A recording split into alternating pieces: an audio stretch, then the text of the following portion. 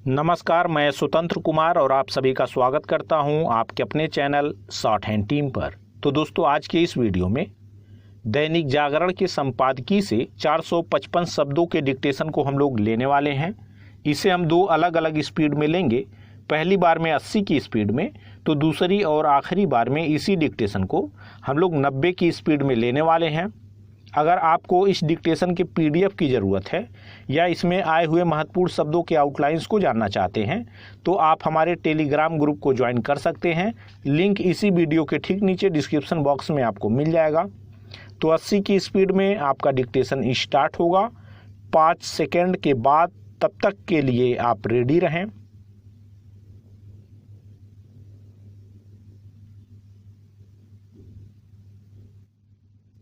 Start. Supreme court ने बहुचर्चित ज्ञानवापी मामले की सुनवाई जिस तरह वाराणसी की सिविल अदालत के बजाय जिला अदालत को सौंपी और उसे 8 हफ्ते में सुनवाई पूरी करने को कहा, उससे यही प्रतीत होता है कि वह इस मामले का जल्द निस्तारण चाहता है। वास्तव में ऐसा ही होना चाहिए, क्योंकि यह एक बेहद संवेदनशील प्रकरण है। इसलिए यह सभी के हित में है कि इस मामले का जितनी जल्दी संभव हो समाधान किया जाए। निसंदेह ऐसा न्यायपालिका की सक्रियता से ही संभव है। इस मामले में न्यायपालिका के स्तर पर वैसी देरी नहीं होनी चाहिए जैसी अयोध्या मामले में हुई और जिसके नतीजे अच्छे नहीं रहे। एक उपाय यह भी है कि आस्था से जुड़े इस तरह के मामले आपसी संवाद और सहमति से हल करने की कोई ईमानदार कोशिश हो। इससे सामाजिक सद्भाव को बल मिलने के साथ ही राष्ट्रीय एकता का भाव भी प्रबल होगा। अयोध्या मामले में ऐसा नहीं हो पाया था, तो इसीलिए कि स्वस्थ संवाद के बजाय वाद विवाद को ज़्यादा तूल दिया गया। इसकी भी अनदेखी नहीं की जा सकती कि अयोध्या मामले को आपसी बातचीत से हल करने में कई राजनीतिक दल बाधक बने थे। उनका स्वार्थ इसी में था कि किसी तरह इस विवाद का समाधान न होने पाए। कम से कम इस बार ऐसे राजनीतिक दलों को अपनी राजनीतिक रोटियां सेकने का मौका नहीं दिया जाना चाहिए। पैरा, यह सही है कि काशी का ज्ञानवापी प्रकरण अयोध्या मामले से भिन्न है और इसके संदर्भ में 1991 में बनाए गए धर्मस्थल कानून को भी रेखांकित किया जा रहा है, जो यह कहता है कि सभी धार्मिक स्थल उसी स्थिति में रहेंगे जिसमें वे 15 अगस्त 1947 को थे। लेकिन इस कानून में कुछ अपवाद भी हैं। यह उल्लेखनीय है कि सुप्रीम कोर्ट ने ज्ञानवापी मामले की सुनवाई करते हुए यह कहा कि किसी स्थल के धार्मिक चरित्र यानी उसके रूप स्वरूप का आकलन प्रतिबंधित नहीं है।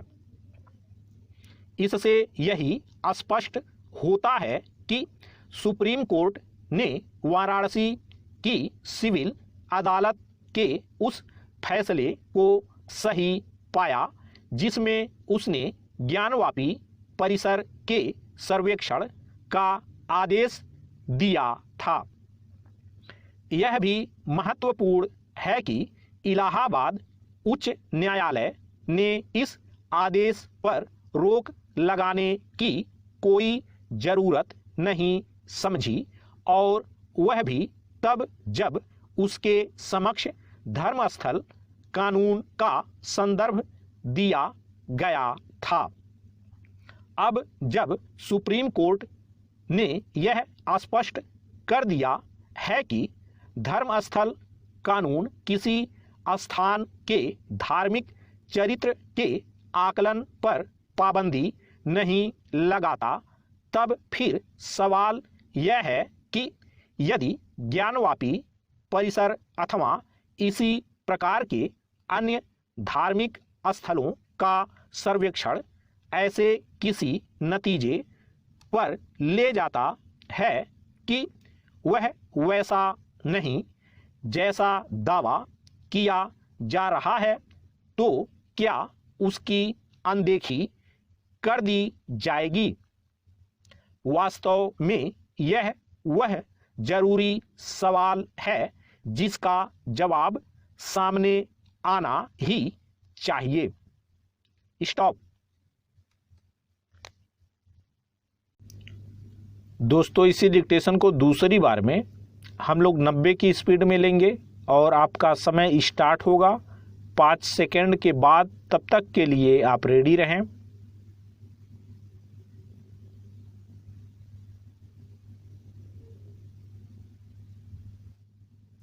स्टार्ट। सुप्रीम कोर्ट ने बहुचर्चित ज्ञानवापी मामले की सुनवाई जिस तरह वाराणसी की सिविल अदालत के बजाय जिला अदालत को सौंपी और उसे 8 हफ्ते में सुनवाई पूरी करने को कहा, उससे यही प्रतीत होता है कि वह इस मामले का जल्द निस्तारण चाहता है। वास्तव में ऐसा ही होना चाहिए। चूंकि यह एक बेहद संवेदनशील प्रकरण है, इसलिए यह सभी के हित में है कि इस मामले का जितनी जल्दी संभव हो समाधान किया जाए। निसंदेह ऐसा न्यायपालिका की सक्रियता से ही संभव है। इस मामले में न्यायपालिका के स्तर पर वैसी देरी नहीं होनी चाहिए जैसी अयोध्या मामले में हुई और जिसके नतीजे अच्छे नहीं रहे। एक उपाय यह भी है कि आस्था से जुड़े इस तरह के मामले आपसी संवाद और सहमति से हल करने की कोई ईमानदार कोशिश हो। इससे सामाजिक सद्भाव को बल मिलने के साथ ही राष्ट्रीय एकता का भाव भी प्रबल होगा। अयोध्या मामले में ऐसा नहीं हो पाया था, तो इसीलिए कि स्वस्थ संवाद के बजाय वाद विवाद को ज्यादा तूल दिया गया। इसकी भी अनदेखी नहीं की जा सकती कि अयोध्या मामले को आपसी बातचीत से हल करने में कई राजनीतिक दल बाधक बने थे। उनका स्वार्थ इसी में था कि किसी तरह इस विवाद का समाधान न होने पाए। कम से कम इस बार ऐसे राजनीतिक दलों को अपनी राजनीतिक रोटियां सेकने का मौका नहीं दिया जाना चाहिए। पैरा, यह सही है कि काशी का ज्ञानवापी प्रकरण अयोध्या मामले से भिन्न है और इसके संदर्भ में 1991 में बनाए गए धर्मस्थल कानून को भी रेखांकित किया जा रहा है जो यह कहता है कि सभी धार्मिक स्थल उसी स्थिति में रहेंगे जिसमें वे 15 अगस्त 1947 को थे, लेकिन इस कानून में कुछ अपवाद भी हैं। यह उल्लेखनीय है कि सुप्रीम कोर्ट ने ज्ञानवापी मामले की सुनवाई करते हुए यह कहा कि किसी स्थल के धार्मिक चरित्र यानी उसके रूप स्वरूप का आकलन प्रतिबंधित नहीं है। इससे यही स्पष्ट होता है कि सुप्रीम कोर्ट ने वाराणसी की सिविल अदालत के उस फैसले को सही पाया जिसमें उसने ज्ञानवापी परिसर के सर्वेक्षण का आदेश दिया था।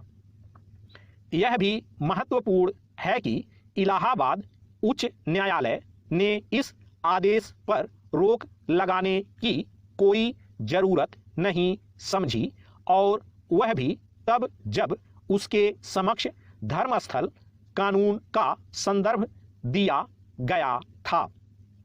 अब जब सुप्रीम कोर्ट ने यह स्पष्ट कर दिया है कि धर्मस्थल कानून किसी स्थान के धार्मिक चरित्र के आकलन पर पाबंदी नहीं लगाता, तब फिर सवाल यह है कि यदि ज्ञानवापी परिसर अथवा इसी प्रकार के अन्य धार्मिक स्थलों का सर्वेक्षण ऐसे किसी नतीजे पर ले जाता है कि वह वैसा नहीं जैसा दावा किया जा रहा है, तो क्या उसकी अनदेखी कर दी जाएगी? वास्तव में यह वह जरूरी सवाल है जिसका जवाब सामने आना ही चाहिए। स्टॉप।